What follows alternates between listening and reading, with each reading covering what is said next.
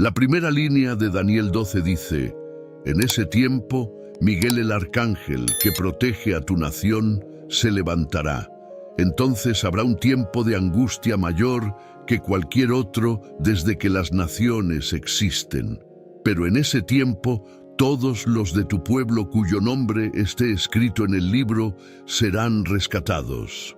Este es el profeta Daniel advirtiéndonos sobre eventos extraordinarios del fin de los tiempos que afectarán al mundo entero como nunca antes. Pero no todo es desolador, porque también proporciona una esperanza maravillosa para aquellos que están en Cristo. Ahora, para entender Daniel 12, es necesario retroceder un par de capítulos hasta Daniel 10. En Daniel 10, se nos dice que Daniel estaba orando y ayunando durante 3 semanas para que Dios le hablara. Un ángel de Dios se aparece a Daniel y le dice: desde el primer día en que empezaste a orar por entendimiento y a humillarte ante tu Dios, tu petición fue escuchada en el cielo. He venido en respuesta a tu oración, pero durante 21 días el príncipe del reino de Persia bloqueó mi camino. Entonces Miguel, uno de los arcángeles, vino a ayudarme y lo dejé allí con el príncipe del reino de Persia. Toma nota de esto. Un mensajero angelical de Dios estaba en camino para darle a Daniel la respuesta a sus oraciones cuando un príncipe espiritual maligno del reino de Persia lo bloqueó. Y este príncipe espiritual era tan poderoso que Miguel, uno de los arcángeles de Dios, tuvo que intervenir. Ahora, en Daniel 10:20, el mensajero angelical sigue hablando con Daniel y dice: ahora debo regresar para luchar contra el príncipe de Persia, y cuando haya salido, vendrá el príncipe de Grecia. Aquí la Biblia menciona 2 espíritus territoriales, 2 entidades malignas principales que controlan una región particular. Pero aquí está lo sorprendente. En el versículo 21, este ángel le dice a Daniel: pero te diré lo que está anotado en la escritura de la verdad. Nadie me sostiene contra estos excepto Miguel, tu príncipe. El título príncipe es importante porque indica una jerarquía. Hay ángeles, serafines, querubines y luego arcángeles como Miguel. Y en el lado opuesto hay espíritus malignos y demonios, y luego hay espíritus malignos principales como el príncipe de Persia, como se destacó antes. Esto es importante debido a ese versículo inicial en Daniel 12. Miguel el arcángel, que protege a tu nación, se levantará. Se nos dice que, aunque la tierra verá una tremenda angustia, el pueblo de Dios será liberado.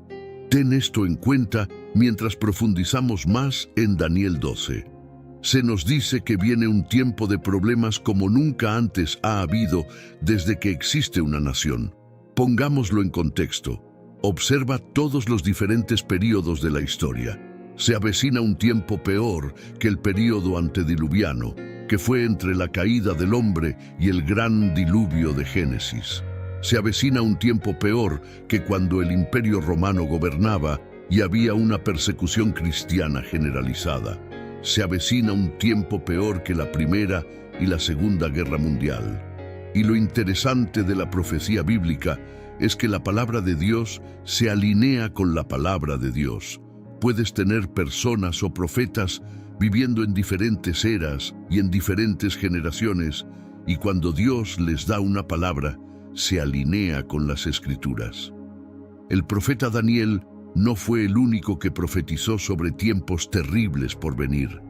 El profeta Jeremías dijo: pregunten y vean, ¿puede un hombre dar a luz? Entonces, ¿por qué veo a cada hombre fuerte con las manos en el estómago como una mujer en trabajo de parto? Todos los rostros se han vuelto pálidos como la muerte. ¡Qué terrible será ese día! No habrá otro igual. Será un tiempo de angustia para Jacob, pero él será salvado de él. Esto se encuentra en Jeremías 30, 6, 7. En el Nuevo Testamento, nuestro Señor mismo dijo en Mateo 24, 21, 22: porque entonces habrá gran angustia, como no la ha habido desde el principio del mundo hasta ahora, ni la habrá. Si esos días no se acortaran, nadie sobreviviría, pero por el bien de los elegidos, esos días serán acortados. Como puedes ver, lo que Daniel dijo sobre un tiempo de problemas por venir se confirma repetidamente en la Biblia. Pero dicho todo esto, no debes llenarte de miedo, porque recuerda que la Biblia nos promete liberación como hijos de Dios, ya que dice, en ese tiempo, todos los de tu pueblo cuyo nombre esté escrito en el libro serán rescatados. Daniel 12:2 dice, muchos de los que yacen muertos y enterrados resucitarán, unos para vida eterna y otros para vergüenza y desprecio eterno. Para aquellos que han muerto, se despertarán a la vida eterna en el cielo con Dios, o al infierno eterno. Una vez más, la Biblia nos hace saber que todos realmente están en uno de dos campos. Son seguidores de Cristo o seguidores del diablo. Tu nombre estará en el libro de la vida o no lo estará. Estarás caminando por el camino ancho o por el camino estrecho. Como señala Daniel 12:2, aquellos que han sido enterrados se despertarán para una vida eterna o una desgracia eterna. Este es el cuadro pintado en la Biblia. De esto podemos entender que habrá una resurrección que ocurrirá cuando el Señor Jesús venga por su iglesia. El apóstol Pablo, en 1 Tesalonicenses, dice que los muertos en Cristo resucitarán primero. Lo que no estamos seguros es si esta es la misma resurrección que la de Daniel 12, o si Daniel 12 se refiere a otra resurrección que ocurrirá al final de la tribulación. Muchos comentaristas cristianos debaten sobre esto. Sin embargo, sabemos que Dios resucitará a los que le pertenecen y ellos se levantarán para la vida eterna. En Daniel 12:7, la Biblia nos dice que el hombre vestido de lino que estaba de pie sobre el río levantó ambas manos hacia el cielo y juró solemnemente por el que vive para siempre, diciendo: será por un tiempo, tiempos y medio tiempo. Cuando termine la destrucción del pueblo santo, todas estas cosas habrán sucedido.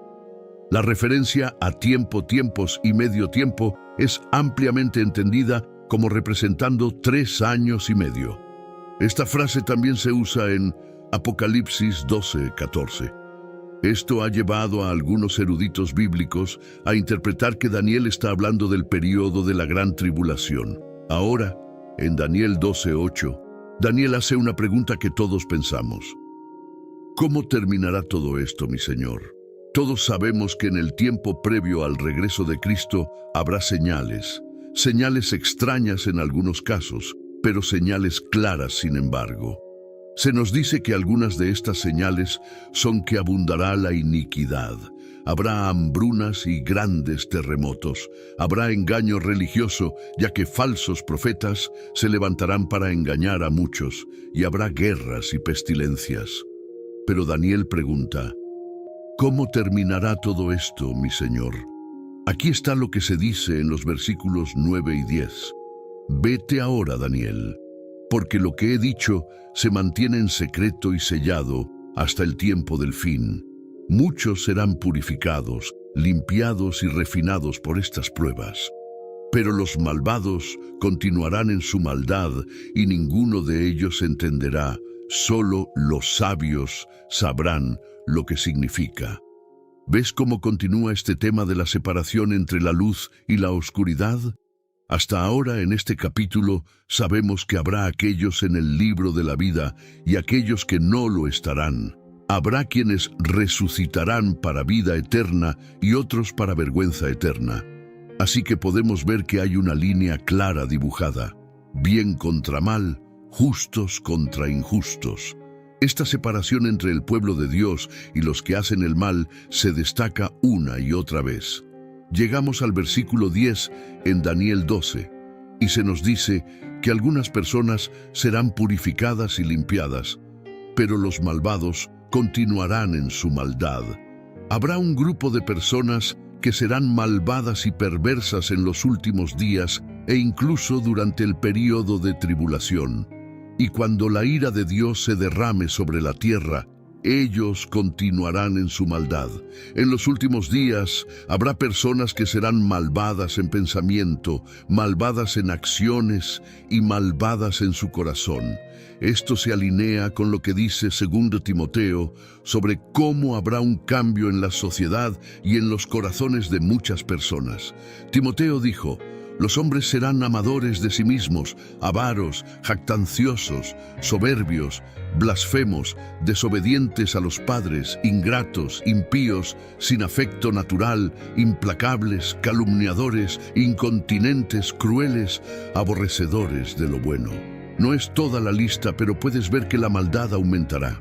Los últimos versículos de Daniel 12 dicen: desde el momento en que se quita el sacrificio diario y se establece la abominación desoladora, habrá 1290 días.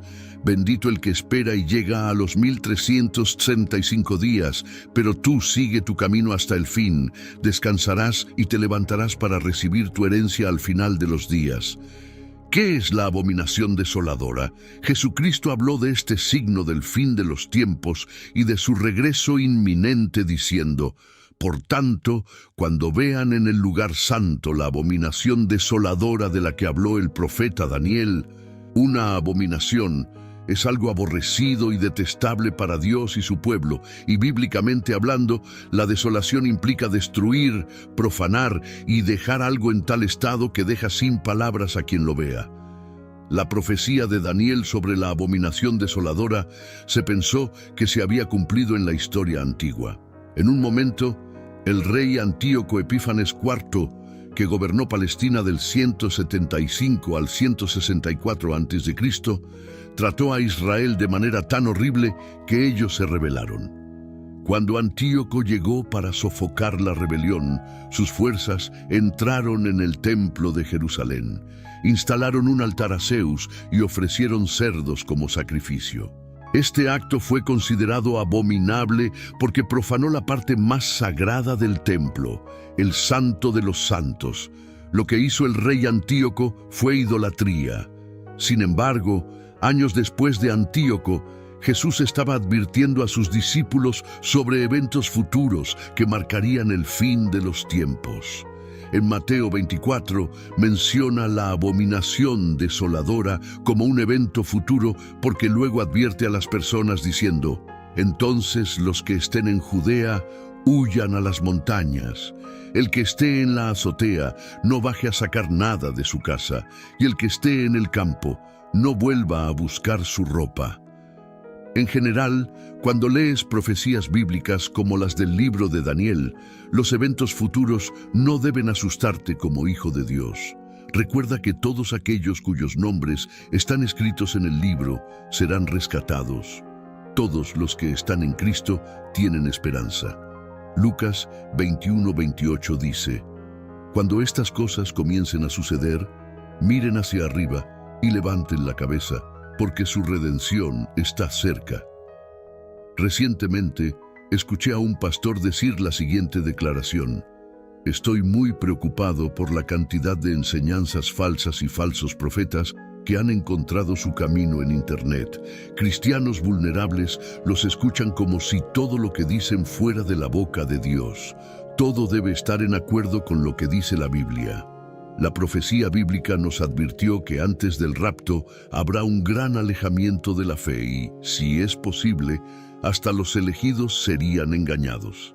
Un aspecto crucial de nuestro camino como creyentes es no solo entender el engaño, sino desenmascararlo en estos últimos días.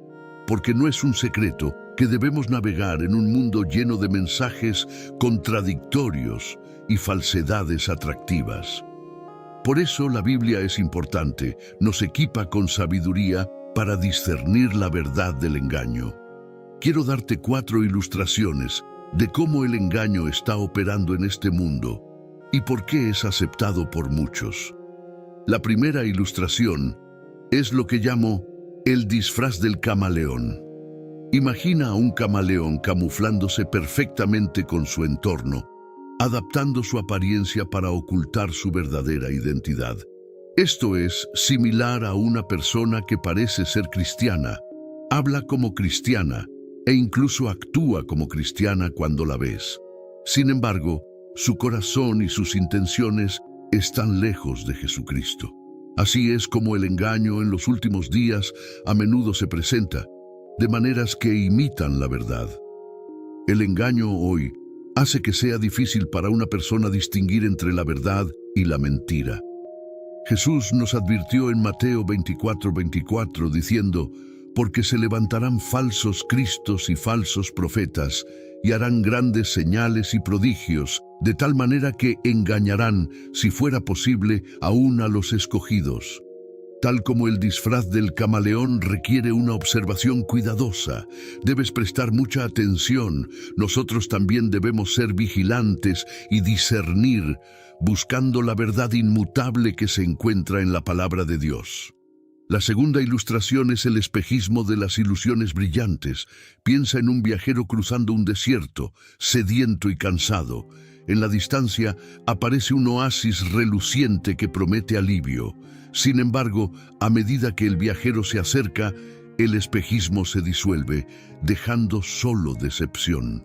En 2 Timoteo 4:3-4, el apóstol Pablo advierte: porque vendrá tiempo cuando no soportarán la sana doctrina, sino que, teniendo comezón de oír, se amontonarán maestros conforme a sus propias concupiscencias.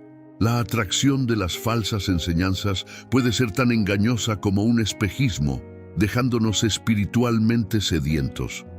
El verdadero refresco proviene del agua viva de las enseñanzas de Cristo. La tercera ilustración es el rompecabezas de las verdades a medias. Imagina un rompecabezas al que le faltan algunas piezas. Desde lejos parece completo, pero una inspección más cercana revela los huecos, mostrando que las cosas están fragmentadas e incompletas. El engaño a menudo implica verdades parciales entretejidas cuidadosamente para crear una narrativa convincente. Jesús enfatizó la importancia del discernimiento en Lucas 21:8 cuando dijo: mirad que no seáis engañados, porque vendrán muchos en mi nombre diciendo: yo soy el Cristo, y el tiempo está cerca. No vayáis en pos de ellos. Así como un rompecabezas necesita todas sus piezas para formar una imagen coherente, debemos confiar en el consejo completo de la palabra de Dios para protegernos contra el engaño. Ahora, mi última ilustración no está tanto dirigida a entender el engaño, sino más bien a desenmascararlo. Me gustaría llamarla la estrella polar guía. Considera a los marineros que navegan vastos océanos bajo la guía de la estrella polar. En la historia de la navegación, antes del GPS y la tecnología moderna, uno de los métodos más simples para determinar la dirección de un barco era observar el movimiento del sol a través del cielo. Los marineros usaban la posición del sol mientras se movía de este a oeste para guiar su ruta. Al mediodía podían determinar el norte y el sur por las sombras que proyectaba el sol. Los marineros literalmente tenían que mirar hacia arriba para poder averiguar hacia dónde se dirigían. De la misma manera, la palabra de Dios sirve como nuestra guía inmutable y confiable a través de los mares tumultuosos del engaño. El Salmo 119:105 nos asegura: lámpara es a mis pies tu palabra y lumbrera a mi camino. Así como la estrella polar permanece fija en medio de cielos cambiantes, la verdad de la palabra de Dios permanece inquebrantable, ofreciendo claridad y dirección en un mundo lleno de confusión.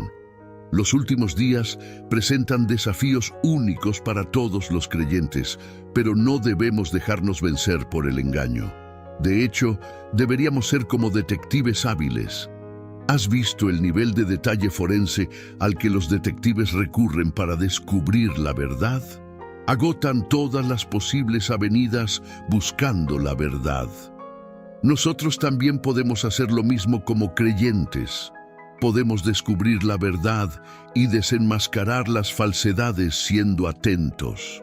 probando cada espíritu contra la palabra de Dios, conociendo la palabra de Dios y buscando dirección desde arriba a través de la oración. Mientras avanzamos en nuestro camino, recordemos el disfraz del camaleón, el espejismo de las ilusiones brillantes, el rompecabezas de las verdades a medias y la estrella polar guía.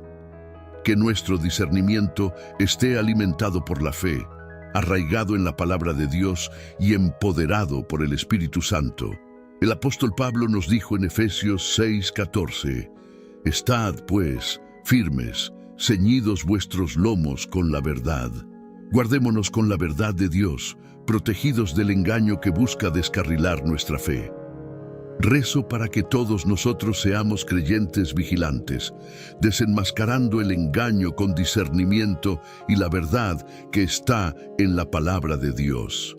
Desde el principio de los tiempos, Dios ha estado atrayéndonos hacia Él, incluso cuando obstinadamente lo ignoramos. Él no se aleja, nunca se rinde con nosotros. En el libro de Mateo, Jesús compara su segunda venida con una gran fiesta de bodas, una celebración alegre de la unión perfecta entre Jesucristo y su novia, la Iglesia. Así que estamos invitados al mayor banquete de todos los tiempos. ¿Has respondido a esa invitación o la estás posponiendo hasta el último minuto? Tal vez te has vuelto sordo al sonido de Él llamando. Tal vez tu atención ha sido capturada por otras cosas como el trabajo, las finanzas y el amor romántico. Esas cosas parecen importantes hasta que te das cuenta de que son solo temporales y cuando tu vida termine o Jesús regrese, ya no tendrán valor. Todos pensamos que tenemos más tiempo para arreglar cuentas con Dios, pero la verdad es que la vida es corta, el mañana no está garantizado. Todo lo que hacemos hoy importa a nivel eterno. Si Jesús regresara hoy, ¿estarías listo? ¿Podrías decir que tu corazón está firmemente puesto en Cristo? Ahora es el momento de poner tu fe en Jesús. Así que hoy, si escuchas su voz, no endurezcas tu corazón, en cambio, deja que Él entre y cambie tu vida para siempre. En Hebreos 12:1, la Biblia dice, «Por tanto, puesto que estamos rodeados de una multitud de testigos, dejemos todo peso y el pecado que tan fácilmente nos envuelve, y corramos con perseverancia la carrera que tenemos por delante». La Biblia nos llama a deshacernos de todo peso innecesario en nuestras vidas y a dejar de lado el pecado que intenta atraparnos y mantenernos atados. Pueblo de Dios, Jesucristo es lo único que importa y con el tiempo que tenemos, vivamos con sabiduría, aprovechando cada día y sirviendo al Señor mientras aún podemos. Nuestros días están contados y debemos vivir para Dios. En todo lo que hagas, pon a Dios en primer lugar. En medio de todo lo que atravieses, confía en Dios primero. La versión amplificada de Hebreos 12:1 dice, «Por tanto, puesto que estamos rodeados de una multitud de testigos que por la fe han dado testimonio de la verdad, de la absoluta fidelidad de Dios, despojémonos de todo peso innecesario y del pecado que tan fácilmente y hábilmente nos enreda, y corramos con perseverancia y persistencia activa la carrera que tenemos por delante». Me gustaría que tomáramos un momento para reflexionar sobre este versículo. En el teatro de tu mente, quiero que imagines esta gran nube de testigos. La Biblia no revela sus identidades, pero para esta ilustración, imaginemos que esta nube de testigos tiene una tarea en el cielo: documentar todo lo que haces para que en el día del juicio se presenten como testigos. Ahora piensa, ¿qué dirá esa nube de testigos sobre ti? Dirán que no había ninguna duda de que Dios era el centro de tu vida. Dirán que viviste una vida que glorifica a Jesucristo.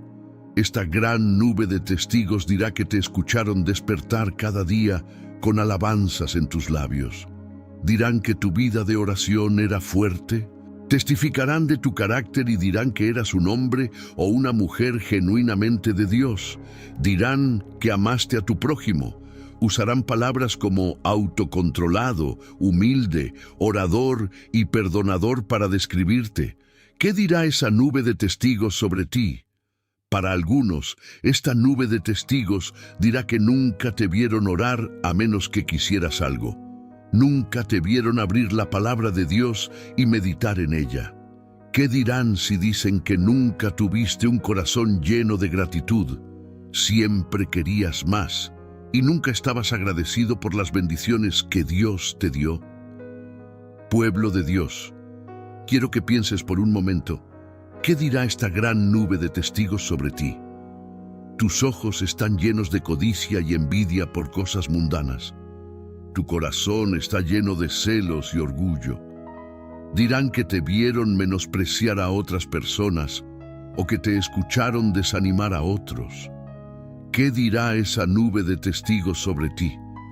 ¿Qué dirán sobre tu caminar con Cristo, el estado de tu corazón o lo que haces en privado? Necesitamos tener la presencia de mente para saber que lo que hacemos importa. Nuestras decisiones diarias importan, así que rezo para que vivas una vida protegida. Rezo para que protejas tu mente contra pensamientos negativos. Rezo para que protejas tu corazón contra la envidia, los celos y la codicia. Rezo para que protejas tus ojos y oídos contra cualquier cosa impura. Rezo para que el Espíritu Santo te dé la fuerza para luchar la buena batalla y sobre todo, rezo para que la gracia de Dios esté sobre tu vida. Persigue a Dios todos los días. En Apocalipsis 3:20, el Señor se dirige a su iglesia y dice: Aquí estoy a la puerta y llamo.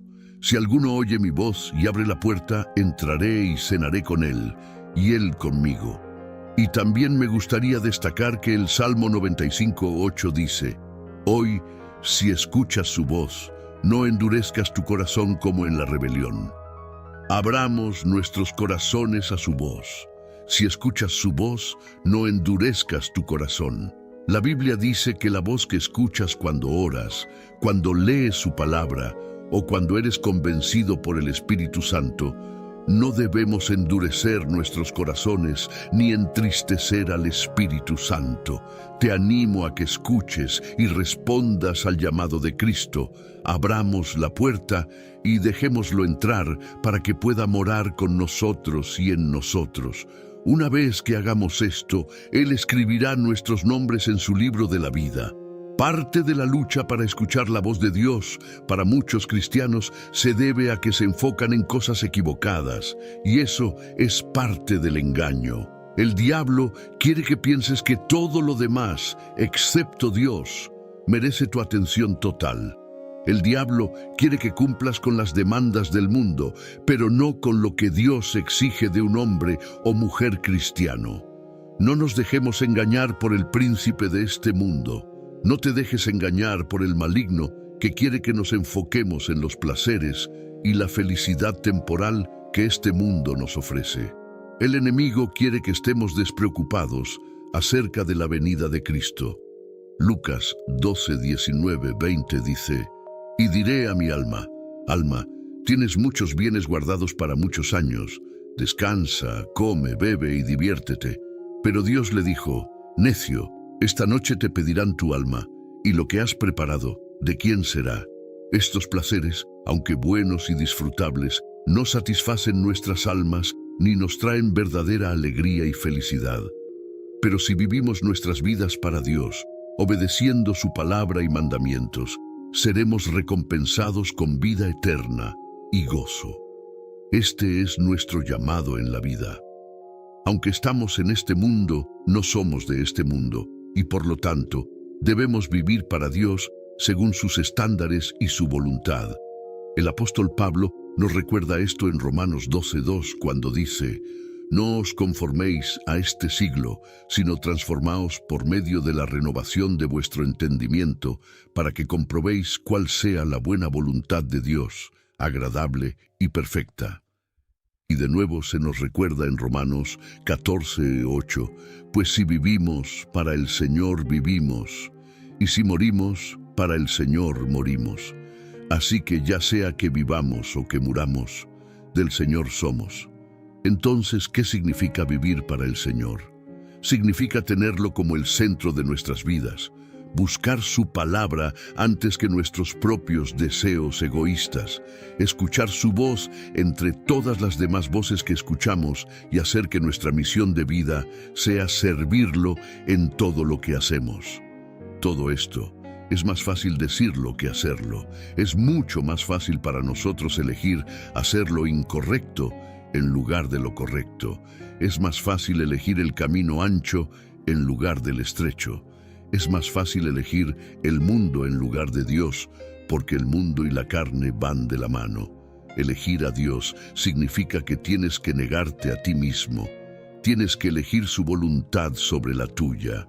Vivir para Dios no es una tarea fácil.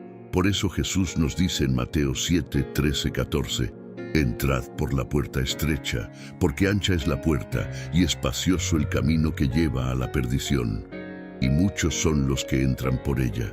Porque estrecha es la puerta y angosto el camino que lleva a la vida, y pocos son los que la hallan. La puerta estrecha puede ser agotadora y difícil de entrar, pero créeme, vale la pena. Cristo está llamando a la puerta de nuestros corazones. Quiere que elijamos la vida eterna y no la condenación. Pero aquí está la cosa. El Señor es tan gentil y bondadoso que no se impone. En cambio, espera que respondamos a su llamada. La llamada en nuestros corazones que nos llama a arrepentirnos. Así que te animo a vivir para el Señor, a vivir una vida consciente de la eternidad. Sé consciente de acumular tesoros en el cielo, tesoros que no perecen. Sé consciente de que tus pensamientos, tus hechos, tus acciones, todos importan. Solo cuando vivimos una vida dedicada y comprometida a Jesucristo, podemos esperar un día tener vida eterna en su presencia. Así que hagamos las elecciones correctas mientras estamos aquí en la tierra, porque lo que hacemos aquí afecta nuestra eternidad. Vivamos con la mirada puesta en la eternidad. Nuestras decisiones diarias tienen un impacto eterno. Cuando ponemos a Dios en el centro de nuestras vidas, nuestras acciones reflejan su amor y verdad. Es crucial que mantengamos esta perspectiva en todo momento. El apóstol Pablo nos exhorta en Colosenses 3:2. Poned la mira en las cosas de arriba, no en las de la tierra. Esto significa que debemos concentrarnos en lo eterno y no en lo temporal. Las preocupaciones mundanas, aunque importantes, no deben desviar nuestra atención de nuestro objetivo final: vivir para Dios y alcanzar la vida eterna. Además, Santiago 4:14 nos recuerda la brevedad de la vida. Porque ¿qué es vuestra vida? Ciertamente es neblina que se aparece por un poco de tiempo y luego se desvanece. Debemos aprovechar al máximo el tiempo que tenemos, sirviendo a Dios y buscando su voluntad en todo lo que hacemos. Para fortalecer nuestra fe y mantenernos firmes en nuestro camino, es vital nutrirnos de la palabra de Dios. 2 Timoteo 3:16-17 dice: Toda la Escritura es inspirada por Dios y útil para enseñar, para reprender, para corregir y para instruir en justicia, a fin de que el hombre de Dios sea perfecto, enteramente preparado para toda buena obra. La Biblia es nuestra guía y nos equipa para enfrentar los desafíos de la vida con sabiduría y discernimiento. La oración también juega un papel fundamental en nuestra relación con Dios. Filipenses 4:6-7 nos anima: Por nada estéis afanosos, sino sean conocidas vuestras peticiones delante de Dios en toda oración y ruego, con acción de gracias, y la paz de Dios, que sobrepasa todo entendimiento, guardará vuestros corazones y vuestros pensamientos en Cristo Jesús. A través de la oración, podemos entregar nuestras preocupaciones a Dios y recibir su paz y dirección. Finalmente, la comunidad de creyentes es un apoyo esencial en nuestro caminar con Cristo.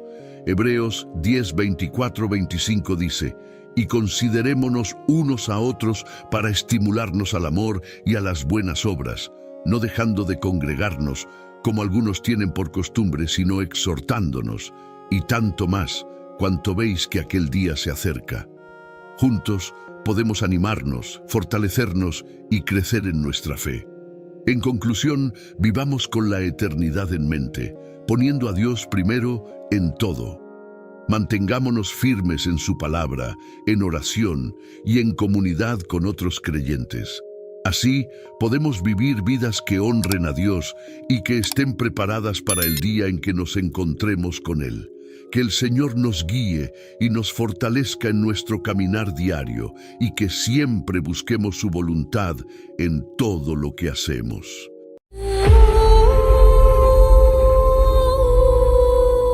Los ángeles caídos rara vez son mencionados en la Biblia debido al hecho de que la gran mayoría de los ángeles en el cielo nunca han caído en desgracia y se han pasado al lado oscuro. Sin embargo, algunos eligieron hacerlo. Antes de discutir lo que dice la Biblia acerca de los ángeles caídos, primero debemos abordar el concepto del libre albedrío de los ángeles. Los ángeles caídos tienen libre albedrío. Antes de profundizar en lo que dice la Biblia sobre los ángeles caídos, recuerda que el cielo fue su hogar eterno en un principio, pero ahora han caído de él. ¿Qué causó que todo esto ocurriera? Sin embargo, debemos reconocer que los ángeles tienen libre albedrío. Su caída se explica por su libre albedrío.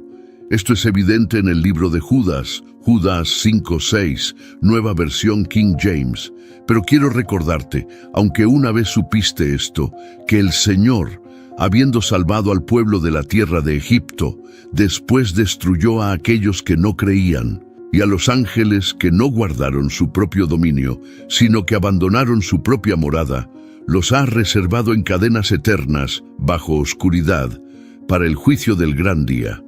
Según Judas, los ángeles no guardaron su propio dominio. El término dominio propio significa regla o punto de partida. Los ángeles caídos no guardaron su comienzo, lo que significa que no siguieron el camino para el que fueron creados. Los ángeles fueron creados desde el principio para estar en el cielo con Dios, alabándolo y haciendo su voluntad. Al igual que los humanos fueron creados para glorificarlo, pero los humanos fueron creados para vivir en la tierra, no los ángeles. A pesar de esto, estos ángeles abandonaron su comienzo o su punto de partida en el cielo. Eligieron rechazar el plan de Dios para sus vidas al ejercer su libre albedrío. Según la Biblia, estos ángeles son ángeles caídos porque abandonaron el cielo. ¿Qué les sucedió a estos ángeles según la Biblia? Según Pedro 2:4, nueva versión King James. Porque si Dios no perdonó a los ángeles que pecaron, sino que los arrojó al infierno y los entregó en cadenas de oscuridad para ser reservados para el juicio. El líder de estos ángeles es Satanás, que se transforma en un ángel de luz. La declaración de Pablo sobre Satanás muestra lo que una vez fue. Es 2 Corintios 11, 12, 15, nueva versión King James. Pero lo que hago, seguiré haciéndolo, para que corte la oportunidad de aquellos que desean ser considerados como nosotros en las cosas de las cuales presumen. Porque tales son falsos apóstoles, obreros fraudulentos que se transforman a sí mismos en apóstoles de Cristo. Y no es de extrañar, porque Satanás mismo se transforma en ángel de luz. Por lo tanto, no es sorprendente que sus ministros también se transformen en ministros de justicia, cuyo fin será conforme a sus obras. La afirmación de Pablo sobre Satanás muestra exactamente quién era Satanás. Por eso Pablo dice que Satanás mismo se transforma. Es demasiado fácil para Satanás disfrazarse porque alguna vez estuvo del lado de Dios. Al igual que todos los demás ángeles, fue creado como un ángel, pero se rebeló y llevó consigo a otros ángeles. ¿Cómo llegaron a abandonar su dominio adecuado? Este es el lugar para aprender sobre la gran rebelión en el cielo, los ángeles caídos y la gran rebelión, como algunos la llaman. La gran rebelión fue un evento en el cual Satanás y un tercio de los ángeles del cielo llevaron a cabo una guerra contra Dios y sus ángeles en un intento de derrocar el reinado de Dios en la esfera eterna. Apocalipsis 12, 7, 12, nueva versión King James. Y se libró una guerra en el cielo. Miguel y sus ángeles combatieron contra el dragón, y el dragón y sus ángeles pelearon, pero no prevalecieron, ni se halló ya lugar para ellos en el cielo. Así que fue arrojado fuera el gran dragón, la serpiente antigua, que se llama Diablo y Satanás, el cual engaña al mundo entero. Fue arrojado a la tierra, y sus ángeles fueron arrojados con él. Entonces oí una gran voz en el cielo que decía: Ahora ha venido la salvación, el poder y el reino de nuestro Dios y la autoridad de su Cristo, porque ha sido lanzado fuera el acusador de nuestros hermanos, el que los acusaba delante de nuestro Dios día y noche. Y ellos le han vencido por medio de la sangre del Cordero y de la palabra del testimonio de ellos, y menospreciaron sus vidas hasta la muerte. Por lo cual, alegraos, cielos, y los que moráis en ellos. Ay de los moradores de la tierra y del mar, porque el diablo ha descendido a vosotros con gran ira, sabiendo que tiene poco tiempo. Según Apocalipsis 12, el dragón, también conocido como el diablo y Satanás, en el versículo 9, luchó contra Miguel, el arcángel y jefe de los ángeles, y los ángeles de Dios. El diablo y sus ángeles fueron derrotados por los ángeles de Dios, por lo que el gran dragón fue arrojado y sus ángeles con él. Apocalipsis 12:4 dice que el diablo conspiró contra Dios, su creador, y que él y los ángeles que lo siguieron perdieron la batalla. Según los versículos anteriores de Apocalipsis 12, versículos 1-6, sabemos que un tercio del anfitrión angelical celestial lo siguió. Apareció en el cielo una gran señal, una mujer vestida del sol, con la luna debajo de sus pies, y sobre su cabeza una corona de 12 estrellas. Y estando encinta, clamaba con dolores de parto, en la angustia del alumbramiento. También apareció otra señal en el cielo, he aquí un gran dragón escarlata que tenía 7 cabezas y 10 cuernos, y en sus cabezas 7 diademas. Y su cola arrastraba la tercera parte de las estrellas del cielo y las arrojó sobre la tierra. Y el dragón se paró frente a la mujer que estaba para dar a luz, a fin de devorar a su hijo tan pronto como naciese. Y ella dio a luz un hijo varón, que regirá con vara de hierro a todas las naciones. Y su hijo fue arrebatado para Dios y para su trono. Y la mujer huyó al desierto, donde tiene lugar preparado por Dios, para que allí la sustenten por 1260 días. Su cola, la cola del dragón que es el diablo y Satanás, arrastró la tercera parte de las estrellas del cielo y las arrojó a la tierra. Según Apocalipsis 12:4, las estrellas del cielo también se refieren a los ángeles, ya que Jesús describe a Satanás como una estrella fugaz. Lucas 10:17-20, nueva versión King James. Entonces los 70 volvieron con gozo, diciendo: Señor, aún los demonios se nos sujetan en tu nombre. Y les dijo: Yo veía a Satanás caer como relámpago del cielo. En este pasaje, Jesús confirma la caída de Satanás del cielo, indicando su rebelión contra Dios y su derrota. Rayos del cielo. Mira, te doy autoridad para pisotear serpientes y escorpiones y sobre todo el poder del enemigo, y nada te hará daño. Sin embargo, no te regocijes en esto de que los espíritus te estén sujetos, sino regocíjate más bien, porque tus nombres están escritos en el cielo. Los discípulos, los 70, están enseñando, predicando y sanando, y luego le dicen a Jesús: Señor, incluso los demonios se nos sujetan en tu nombre, como si eso fuera lo más sorprendente. Jesús es el Señor, así que no debería sorprenderse de ver su poder incluso sobre los demonios. A pesar de esto, Jesús declara: «Vi a Satanás caer como un rayo del cielo». Desde su caída del cielo, Satanás ha maltratado a los humanos, lo que explica el nacimiento de gigantes y el aumento de la posesión demoníaca durante su ministerio. Jesús se encontró con muchos demonios y los demonios sabían quién era Jesús. ¿Cuántos ángeles forman un tercio del anfitrión angelical?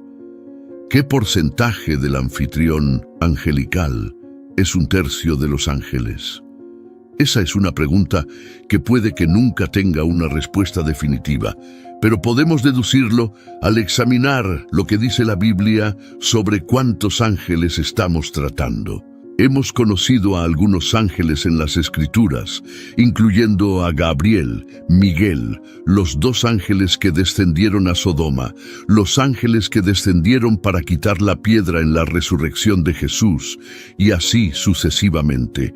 En Génesis 28 leemos acerca de muchos ángeles en el cielo cuando Dios promete bendecir a Jacob y cumplir la promesa que el Señor Dios hizo a su abuelo Abraham. Génesis 28, 10, 17, nueva versión King James. Jacob salió de Beerseba y se dirigió hacia Harán. Llegó a cierto lugar y pasó la noche allí porque ya se había puesto el sol. Tomó una de las piedras del lugar, la puso como cabecera y se acostó a dormir en ese lugar. Tuvo un sueño.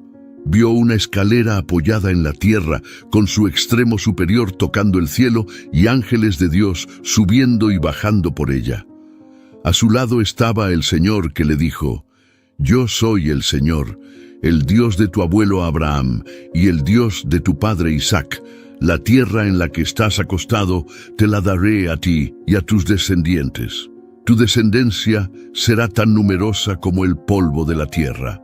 Y te extenderás al oeste y al este, al norte y al sur, y todas las familias de la tierra serán bendecidas por medio de ti y de tus descendientes. Estoy contigo, te protegeré por donde quiera que vayas y volveré a traerte a esta tierra. No te dejaré hasta que haya cumplido lo que te he prometido». Cuando Jacob se despertó de su sueño, exclamó: «Ciertamente el Señor está en este lugar y yo no lo sabía». Tuvo miedo y dijo: «Qué asombroso es este lugar. Esto no es otra cosa que la casa de Dios. Esta es la puerta del cielo». En el sueño de Jacob ve a los ángeles subiendo y bajando por la escalera celestial que él llama Betel, que significa casa de Dios. Según el sueño de Jacob, hay una gran cantidad de ángeles. Este es un buen punto de partida para determinar cuántos ángeles existen en total y cuántos comprende un tercio. Mateo 26:53 nos acerca a una estimación, pero aún nos deja con más preguntas. Leamos lo que Jesús tiene que decir. Mateo 26:47-54, nueva versión King James. Mientras aún hablaba, llegó Judas, uno de los 12, y con él una gran multitud con espadas y palos, enviada por los principales sacerdotes y los ancianos del pueblo. El traidor les había dado esta señal: «Aquel a quien yo bese, ese es, prendedlo». Y enseguida se acercó a Jesús, diciendo: «Salve, maestro», y lo besó. Jesús le dijo: «Amigo, ¿a qué has venido?». Entonces se acercaron y echaron mano a Jesús y lo prendieron. Pero uno de los que estaban con Jesús extendió la mano y sacó su espada, hirió al siervo del sumo sacerdote y le quitó la oreja. Jesús entonces le dijo: «Vuelve tu espada a su lugar, porque todos los que tomen espada, a espada perecerán. ¿O piensas que no puedo rogar a mi Padre y Él me pondría de inmediato a disposición más de 12 legiones de ángeles? ¿Cómo entonces se cumplirían las Escrituras que dicen que así debe suceder?». En Mateo 26:53, Jesús menciona más de 12 legiones de ángeles que Dios Padre podría enviar en su ayuda. Aunque la palabra «más» indica que esta cifra es solo un anticipo del número exacto, seguimos preguntándonos qué es una legión. En ese momento, una legión se definía como 620 hombres, por lo que al considerar que Jesús menciona 12 legiones de ángeles, podemos calcular un número multiplicando el número de soldados por legión por 12. 6.820 hombres en una legión multiplicados por 12 legiones angélicas igualan 81.912 soldados. Hemos visto que Jesús afirma que el Padre podría enviar al menos 82.000 ángeles en su ayuda la noche que fue arrestado. Este es el único lugar en las Escrituras donde encontramos un número tan grande de ángeles, pero nos dice que hay más de 81.000 ángeles en el cielo, incluyendo ángeles caídos y el infierno como juicio. ¿Qué sucede después de que los ángeles caídos abandonan el cielo en Apocalipsis 12? Son arrojados a la tierra, mientras que 2 Pedro 2 dice que son arrojados al infierno. ¿Cómo conciliamos estos dos pasajes? Ya sabemos que el infierno fue creado para el diablo y sus ángeles. Mateo 25:31, 24:30, nueva versión King James.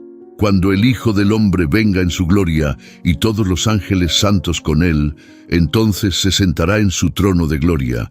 Las naciones serán reunidas delante de él y él los separará uno de otro, como el pastor divide las ovejas de los cabritos, y pondrá las ovejas a su derecha y los cabritos a su izquierda. Entonces el rey dirá a los de su derecha: vengan, benditos de mi Padre, hereden el reino preparado para ustedes desde la fundación del mundo.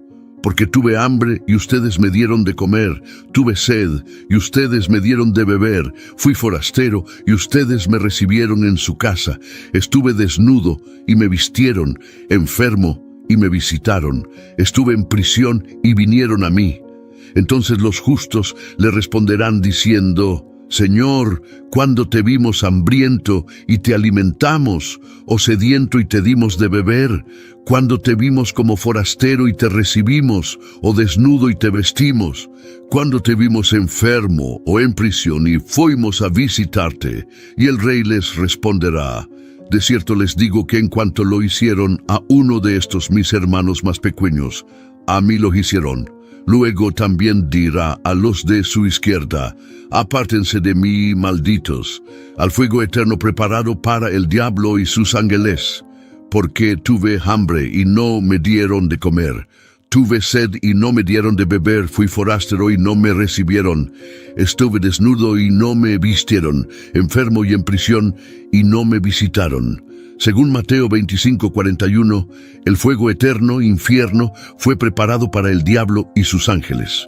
En otras palabras, el infierno nunca fue destinado para una sola persona, aunque Judas y otros sin duda terminarán allí al final. Satanás y los ángeles caídos fueron los destinatarios pretendidos del infierno. El infierno fue creado en el cielo como un castigo final para los líderes de la gran rebelión. Pero el Señor permite que otros en las naciones que juzga vayan también allí debido a la elección, el libre albedrío y la responsabilidad dada por Dios al hombre de elegir su destino eterno, ya sea el cielo o el infierno.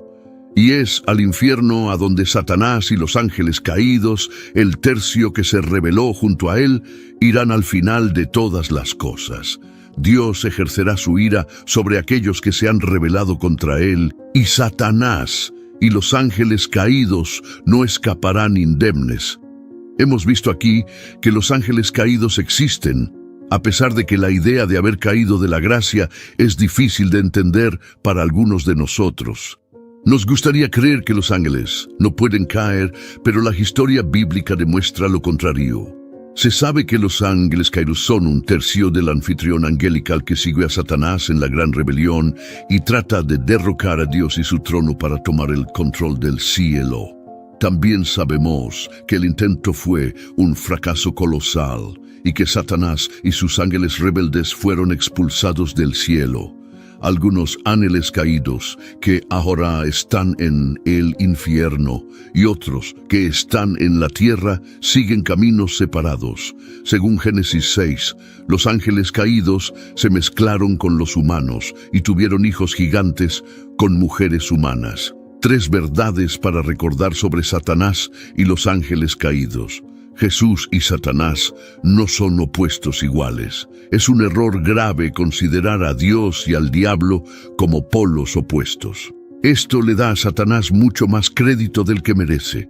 La disparidad de poder entre Dios y Satanás es la de un creador infinito y su obra. No importa cuán astuto o poderoso pueda llegar a ser Satanás en su rebelión contra Dios, nunca podrá igualar el poder de aquel que lo creó. En pocas palabras, ningún ser angélico, ya sea caído o justo, puede competir con el poder y la fuerza de Jesús. Los seres angélicos son más poderosos que tú, pero no que el Espíritu Santo. Por otro lado, subestimar el poder de Satanás es un error igualmente peligroso. No es más fuerte que Dios, pero sí lo es más que tú. Durante milenios, Satanás ha ideado planes oscuros y malévolos. Es un mentiroso habilidoso y un manipulador con un poder sin igual para cualquier ser humano mortal. Sin embargo, aunque debemos estar alerta ante Satanás, no necesitamos temerle. Ni siquiera sabemos cuál es su verdadero nombre y creo que es a propósito.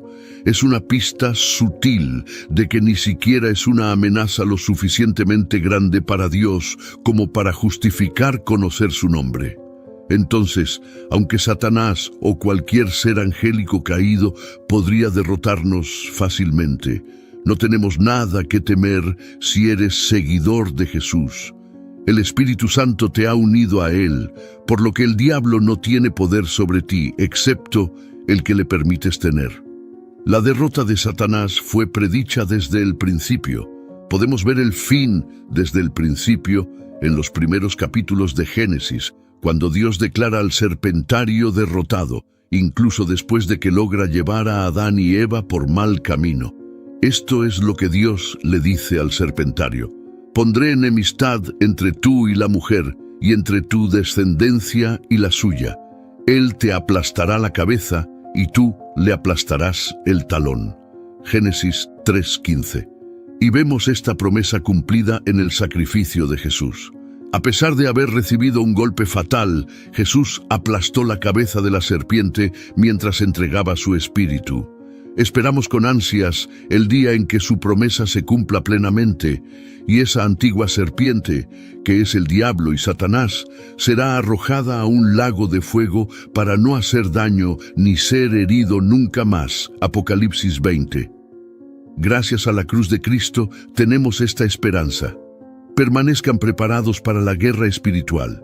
Muchos de nosotros, criados en tiempos modernos, frecuentemente somos ciegos a las realidades espirituales y las fuerzas invisibles que están en juego. Sabemos acerca de ellas por los libros, hablamos sobre ellas.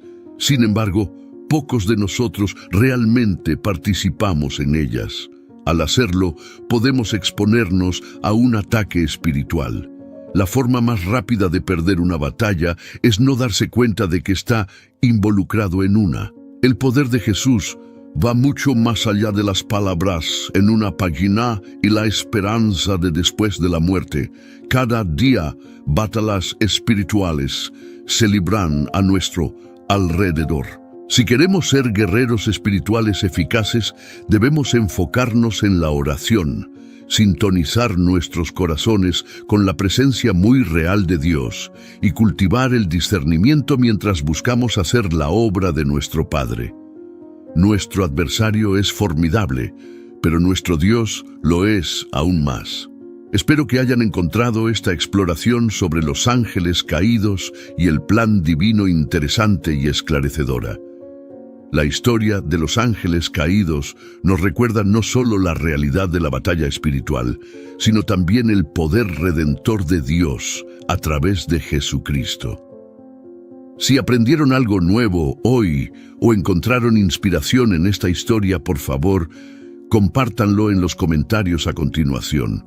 Nos encantaría escuchar sus reflexiones y pensamientos. Si este video les fue útil, por favor, dejen su me gusta y no olviden suscribirse al canal para obtener más contenidos fascinantes y educativos. Al suscribirse, se mantendrán actualizados con nuestras últimas exploraciones y análisis de temas intrigantes. Gracias por ver y por ser parte de nuestra comunidad. Hasta la próxima vez. Cuídense y continúen explorando el mundo del conocimiento con nosotros.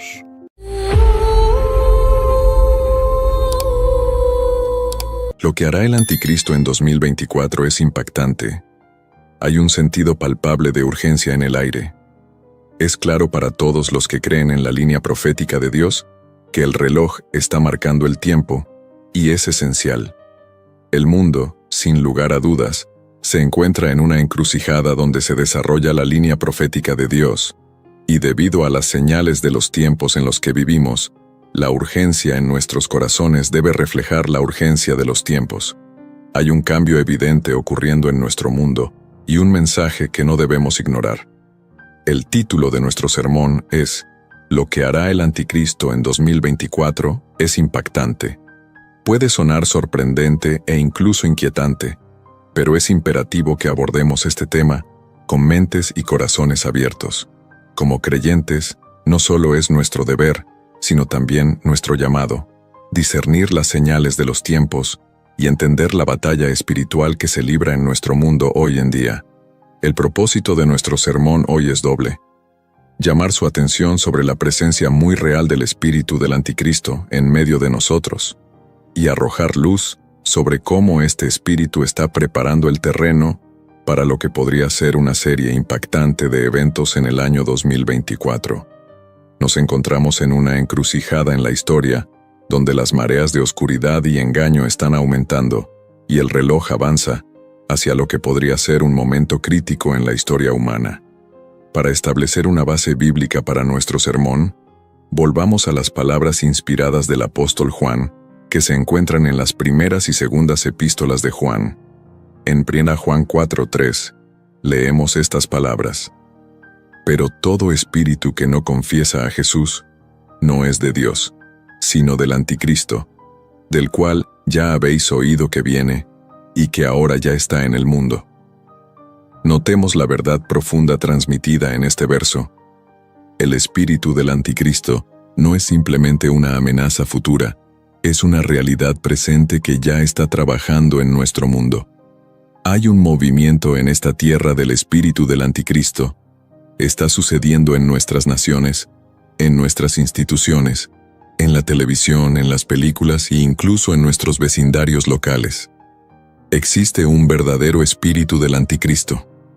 A menudo, como cristianos, estamos preocupados por el anticristo, el hombre. Sí, el anticristo vendrá como un hombre real, un hombre de carne y hueso. Pero lo que necesitan saber y recordar es que antes de que se revele en el escenario mundial, antes de que dé un paso al frente y tome el centro del escenario, su espíritu ya está trabajando en el mundo, activamente en acción. Así como ustedes están llenos del Espíritu Santo, hay personas que están genuinamente llenas del espíritu del anticristo. Están guiadas y dirigidas por su espíritu.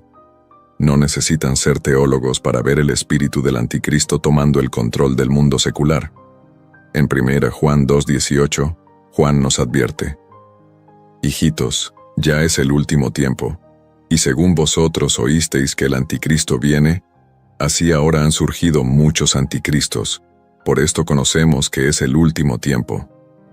Las palabras de Juan resuenan con una urgencia que nosotros también debemos reconocer hoy. Estamos en la última hora.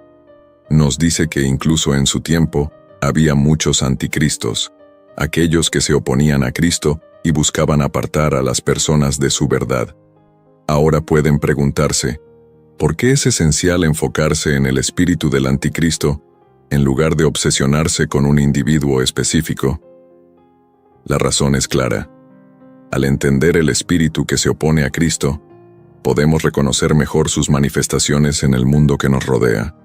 Podemos discernir las señales de los tiempos no especulando sobre la identidad de una figura en particular, sino observando el aumento de la ilegalidad, el deterioro moral y el engaño que caracterizan nuestra era. ¿Qué hará el espíritu del anticristo en 2024? En esencia, lo que hará el espíritu del anticristo en 2024 es una continuación de lo que ha estado haciendo desde el comienzo de la última hora de la que habla el apóstol Juan. Habrá una clara aceleración en el rechazo de la verdad y una aceptación de la oscuridad. En los últimos 15 años, hemos visto una clara aceleración en el rechazo de la verdad, y esto solo continuará en 2024. El espíritu del anticristo, en su núcleo, está en contra de la verdad. Jesucristo es la verdad. Jesucristo es la luz, y podemos ver cómo las corrientes se están moviendo en este mundo cada vez más, ya que las personas ya no aceptan la verdad absoluta. Estamos viviendo en un mundo donde las personas aman la oscuridad. Observen las tonterías que se están aceptando en el mundo hoy en día. Esto no es natural. Es casi como si el sentido común ya no fuera común. Cada persona tiene su propia verdad y esto continuará. Estamos viviendo en un mundo en el que algunos han rechazado la realidad y han decidido vivir en su propia realidad. En preparación para adorar a un hombre, el acondicionamiento de las personas para seguir y adorar a un líder o figura carismática continuará aumentando en los próximos años, incluyendo en 2024, cuando llegue el anticristo. No le tomará décadas ser reverenciado y adorado. En este momento, los corazones de hombres y mujeres de todo el mundo están siendo sutilmente persuadidos por el espíritu del anticristo para depositar su confianza y lealtad en un hombre, en lugar de en Dios. Las personas tienen la percepción equivocada de que cuando llegue el anticristo, tendrá que transformar el mundo y cambiar drásticamente la forma en que opera. Pero eso no es cierto. Cuando el anticristo aparezca y tome el centro del escenario en la sociedad, el mundo ya estará preparado para él. Desafortunadamente, este mismo espíritu del anticristo está presente en muchas iglesias y entre muchos feligreses. Observen las malas conductas que ocurren en algunas iglesias. Observen la inmoralidad presente en algunos entornos religiosos. Numerosas iglesias parecen estar energizadas y dirigidas por el mismo espíritu del anticristo. Puede ser incómodo de escuchar, pero si el anticristo apareciera hoy y comenzara su reinado, hay iglesias que lo abrazarían. No solo lo aceptarían, sino que lo respaldarían. No solo lo respaldarían, sino que también tomarían su marca y lo adorarían. ¿Por qué? Porque están influenciados por su espíritu, que ya está activo en el mundo, allanando el camino para su aparición. Si el anticristo estuviera aquí hoy, hay personas que conocen que lo aceptarían y aceptarían su marca. A menudo subestimamos la influencia y actividad del espíritu del anticristo en nuestro mundo. 3. El espíritu del anticristo acercará al mundo a la aceptación de la marca. El concepto de la marca de la bestia, como se menciona en el libro de Apocalipsis, es un recordatorio inquietante de las profundidades de engaño que el espíritu del anticristo puede lograr. Aunque no podemos predecir la forma exacta que tomará la marca, las tendencias sociales sugieren que las personas pueden volverse cada vez más propensas a la idea de aceptar una marca o sistema que les otorgue acceso a bienes, servicios y privilegios. Esta aceptación gradual puede hacer que las personas sean más susceptibles a comprometer su fe y lealtad a Cristo por conveniencia y ganancia mundana. Apocalipsis 13, 16, 17 dice: «Y hacía que a todos, a pequeños y grandes, ricos y pobres, libres y esclavos, se les pusiese una marca en la mano derecha o en la frente, y que ninguno pudiese comprar ni vender, sino el que tuviese la marca o el nombre de la bestia, o el número de su nombre».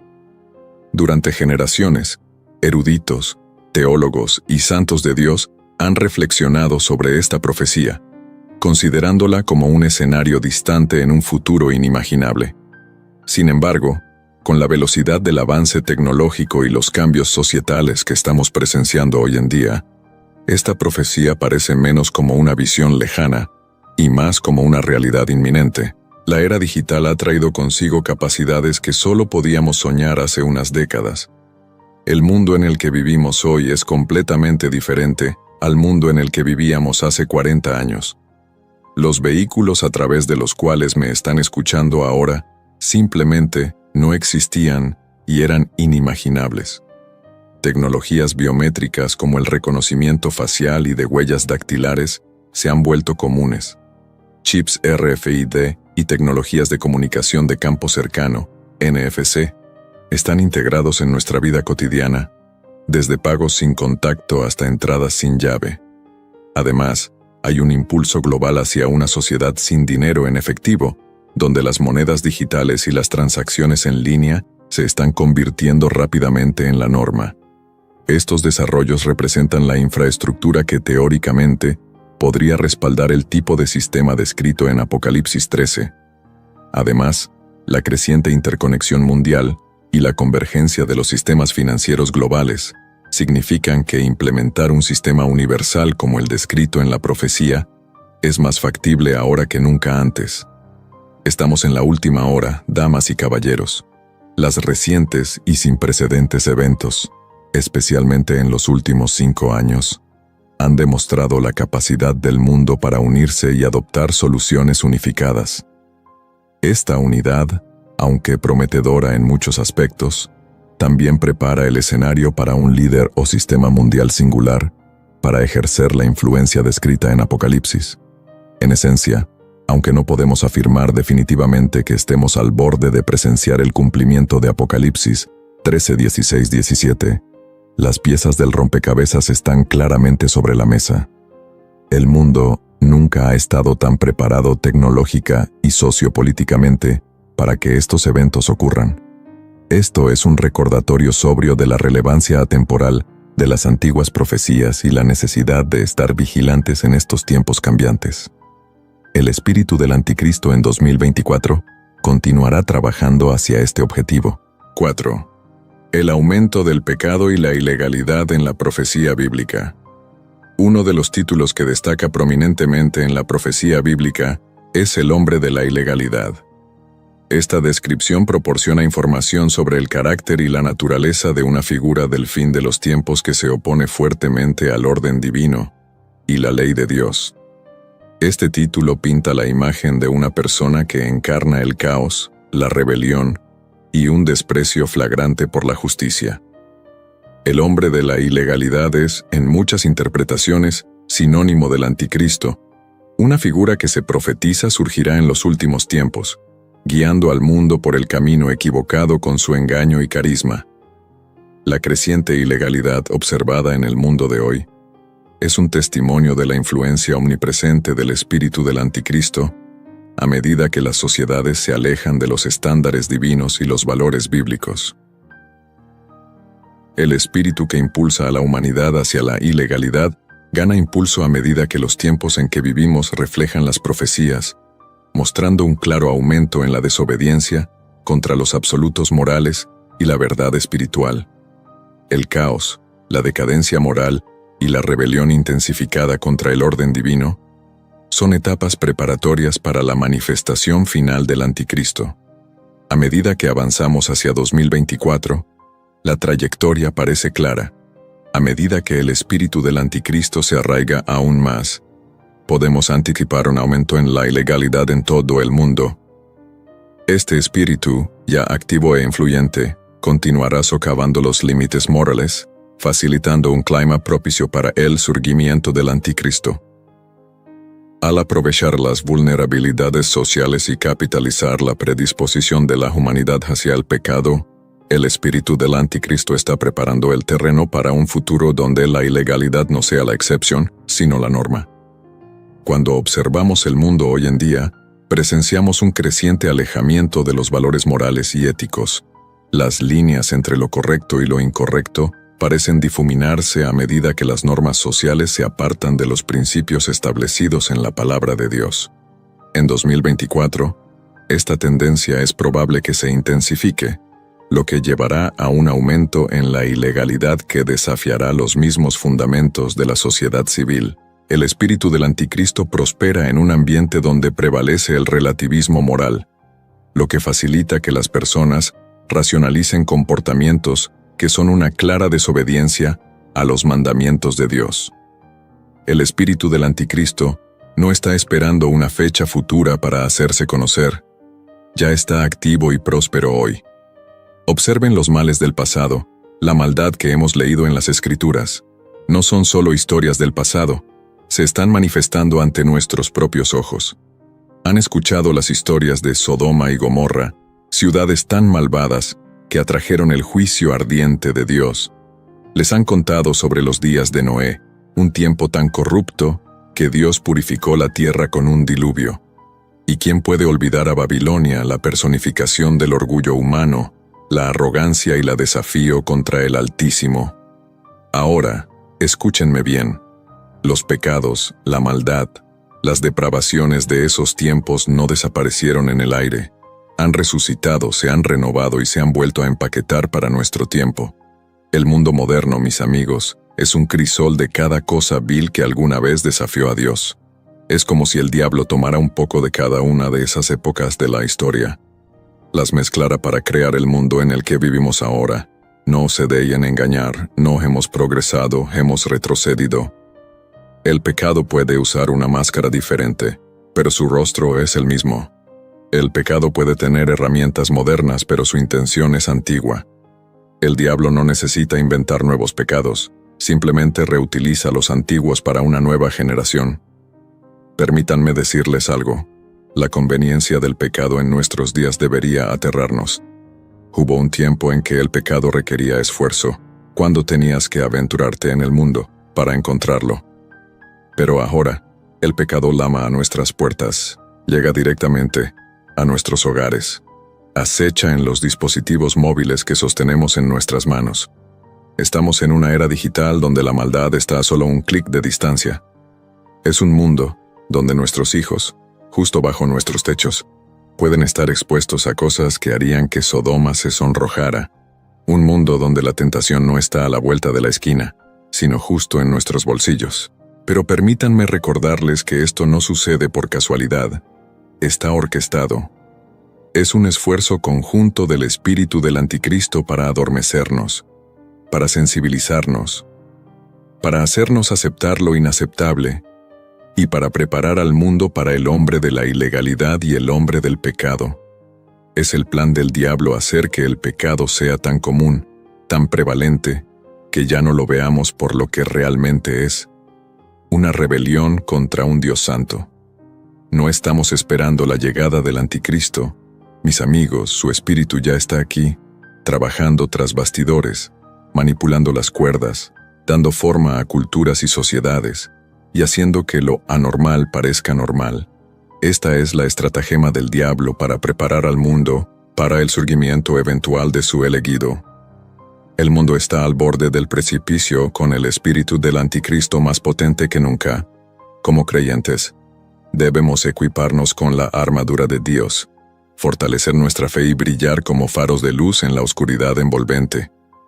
Los eventos de 2024, aunque inciertos en detalles, son indudablemente cruciales en la línea profética de Dios.